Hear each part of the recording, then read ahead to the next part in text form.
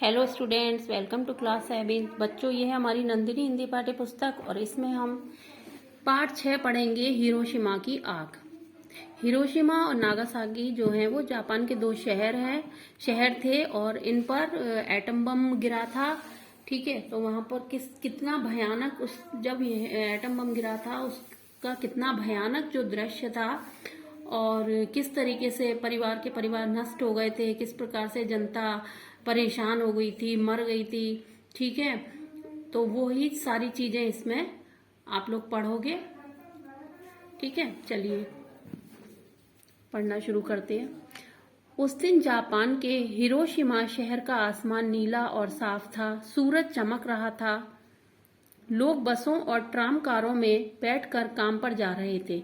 Hiroshima की सातों नदियां धीरे धीरे बह रही थी। गर्मी का मौसम था। सूरज की किरणें पानी की सतह पर थिरक रही थी। सूरज की किरणें पानी की सतह पर थिरक रही थी का मतलब था कि सूरज की जो किरणें हैं वो पानी पर पड़ रही थी। जब पानी हिलता है तो ऐसा लगता है ना जैसे कि सूरज की किरणें भी हिल रही हैं। जापान के कई बड़े शहरों टोक्यो, ओसाका और नगायो पर हवाई हमले हो चुके थे।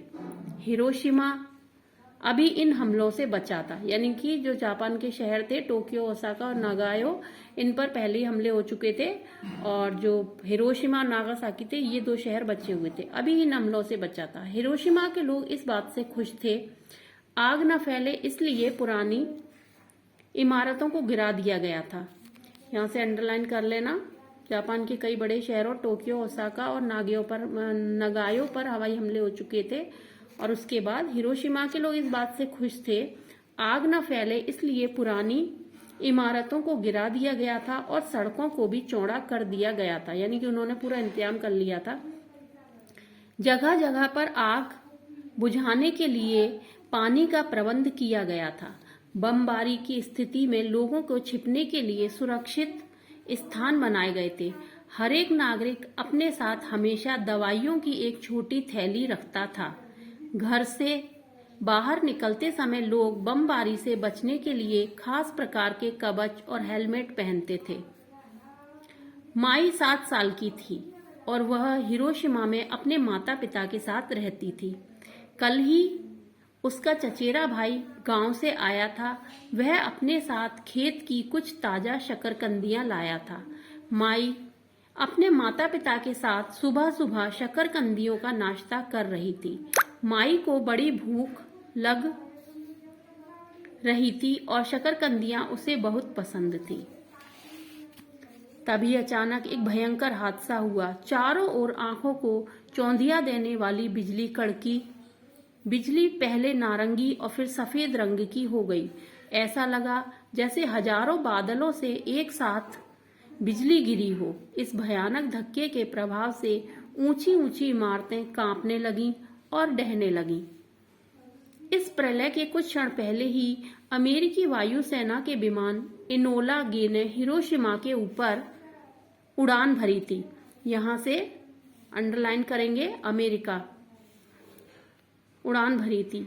उसने ही इस विस्फोटक बम को गिराया था। यह कोई साधारण बम नहीं था, यह एक एटम बम था। बम का नाम B-29 विमान के चालकों ने लिटिल बॉय रखा था। यहाँ से सभी बच्चे अंडरलाइन करेंगे, यह एक एटम बम था। बम का नाम B-29 विमान के चालकों ने लिटिल बॉय रखा था। लिटिल बॉय हिरोशिमा शहर पर 6 अगस्त 1945 को सुबह 8:15 पर गिरा। बम के विस्फोट के धक्के से माई तो बेहोश होकर गिर गई। कुछ घंटों बाद जब उसे होश आया तब चारों तरफ एकदम सन्नाटा था और आसमान का रंग काला स्याह हो गया था। शुरू में तो वह हिल भी नहीं पाई। वह सब और चीजों को जलता देखकर डर गई। फिर अंधेरे में कुछ दूरी पर उसे एक लाल रोशनी दिखाई पड़ी। कुछ देर बाद उसे माँ की आवाज सुनाई पड़ी। माँ उसे बुला रही थी। माई ने बड़ी मुश्किल से अपने ऊपर पड़े हुए लकड़ी के तख्ते को हटाया। यानी कि इतना भयंकर हादसा था। जब बम गिरा तो एकदम से बिजली कड़की। ठीक है, और बिजली पहले नारंगी और फिर सफेद रंग की हो गई थी। ठीक है, लोग वहां डर चुके थे और जो माही नाम की लड़की थी वो भी बहुत बुरी तरह से उसमें फंस गई थी। ठीक है, इतना ये हमने ये चैप्टर पढ़ा है और इसके बाद हम अगले वीडियो में जो हमारा नेक्स्ट चैप्टर है उसको हम पढ़ेंगे।